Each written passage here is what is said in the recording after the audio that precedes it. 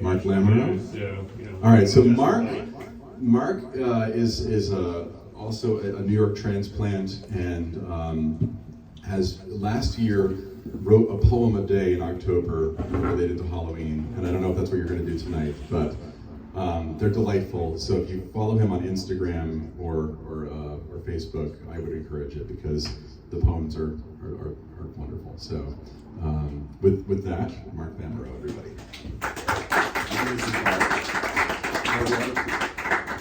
Oh, it's not ready. I've pushed the button too many times. It needs to heat up again. Oh, there it is. it's all right.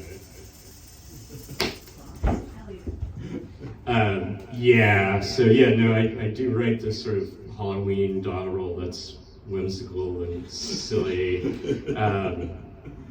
but I wasn't really in the mood, so this is something else. Awesome. It's from it was posted in a magazine called Heavy Feather Review in a section called Haunted Passages, and they called it fiction, but I don't write fiction, and it's called A Haunted House, and it's about the house I grew up in. 1. The master bedroom. Not the heart of the house, but its crimson mouth. The undone belt droops like a skein of slobber over the blood-red cilia of the shag carpet, the cracked open geode of a bad lung. Fairy lights gestate in the Negroni-colored teardrops of sick lamps. Spread across a dark wood dresser are pen knives and sleek, dark glass cars full of aftershave, a faux bronze of a coupling man and woman, but nothing like what happens here. A cheap silver mirror reflects the maggot-ridden arcs on the low ceiling that lows and lowers and lowers. What is conceived here is not so much the spawn of the struggling bodies on the bed, but the thrashing, drastic shadows on the ceiling, the house itself sliding off into its own fetid hollows. It happens without a sound, every noise swallowed by the terrible silence of the place, the closed circuit of the house's head, the quiet cavern of the ear underwater, the light swirling that can never be reached. Beside the bed, a skeleton ship is adrift on a sea of black velvet, pinpricks of witch fire aglow on the arms of its masts. The closet accordions and clatters like a rib cage. What is within unthinkable and lost.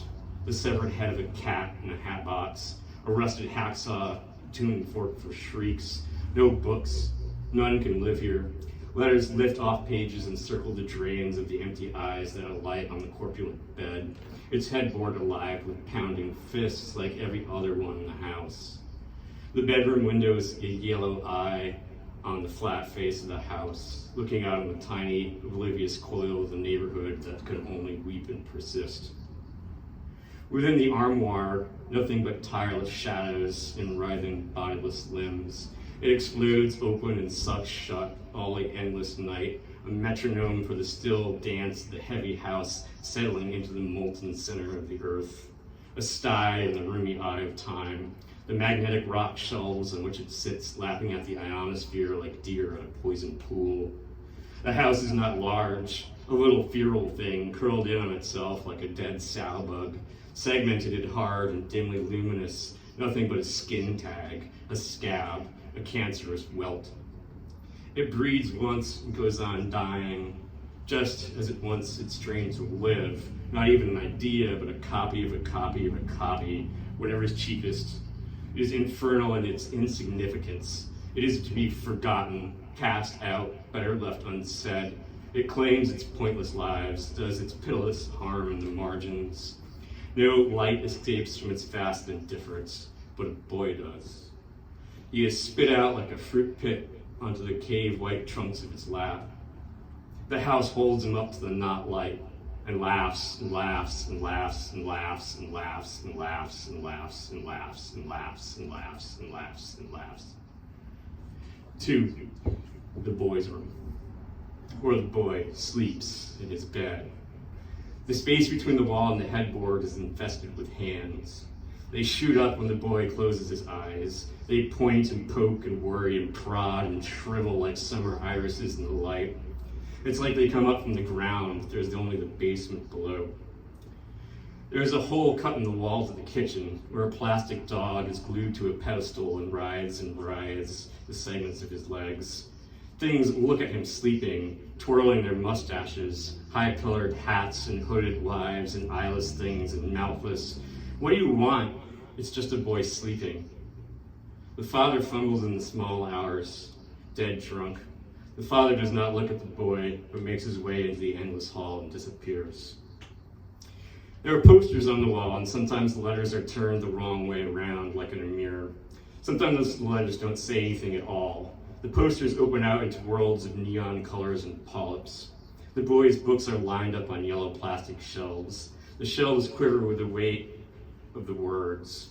The house hates words. The house cannot be described. The carpet is flat and brown, and there are stains underneath. The boy doesn't know where the stains came from. Sometimes the boy humps an orange stuffed horse on the carpet. A mass moves and quivers under the carpet like an Adam's apple. It belches and wails. Sometimes the mother emerges from a green beanbag chair, soft and weeping. She won't let the boy sleep. The spaceships hung from the roof twirl in all different directions in a wind that's not there. The closet here is a chipped tooth. It eats toys and clothes. Does the boy have any clothes? The ecru-colored dresser is filled with styrofoam peanuts that wiggle like a finger in a box. There's a window to the outside. Things peer in here too. Things with curling horns that frame the stars. Things with stars for eyes. Their finger pads squeak at the panes like gerbil voices. There are heaps of dead gerbils in glass aquarium tanks, and aquarium tanks filled with dead fish that still swim. An empty-eyed pirate still paws at his chest and bubbles burst forth from his pert red mouth. The only air in the house. The fish swim around in the tank, but their shadows don't move on the walls. Sometimes a silver Manx cat slips in through the hole in the kitchen and sits at the foot of the bed. The silver cat with bright green eyes. The silver cat hops like a hare and leads the boy's soul away to someplace else. Its purring is the only sound in the house. I'll read just one more of these. Because it's the most fucked up. For the bathroom is perhaps the most dreadful room in the house, even though it is small. It is so small the boy must stoop down to get in. It is so small he must hold his knees up to his chin when he sits on the toilet. The toilet is a tunnel to a bad place. In the small hours of the morning, it erupts with Gordian knots of shit, vomit, and putrid flesh. Nothing that goes down the toilet stays down for long. The house keeps everything. When the boy looks in the mirrored door of the medicine cabinet, he sees the father's face, hollow-eyed and dead. Inside the medicine cabinet are enormous pills the color of poisonous plants, rusted blood-flecked razor blades, and used condoms caked with tufts of frazzled hair like dead alien insects. The shower spurts icy water from its broken swan's neck. The tub is striated with red and brown, the residue of 1,000 murders, 1,000 suicides. The icy water burns the boy's skin when the mother forces him in and shuts the sliding door. On the other side of the door are scrawled strings and strings and strings of words that mean nothing. The boy's skin and hair flew off and disappeared down the drain and are coughed up back again in the sink. In the closet are wigs and styrofoam heads made up to look like the mother. The wigs are cheap, artificial looking. Red lipsticks melt into pools like blood. Once the boy found a magazine full of pictures of naked women draped on beds and sofas and chairs of the house, smiling in triplicate because they all had leering mouths where their eyes should have been.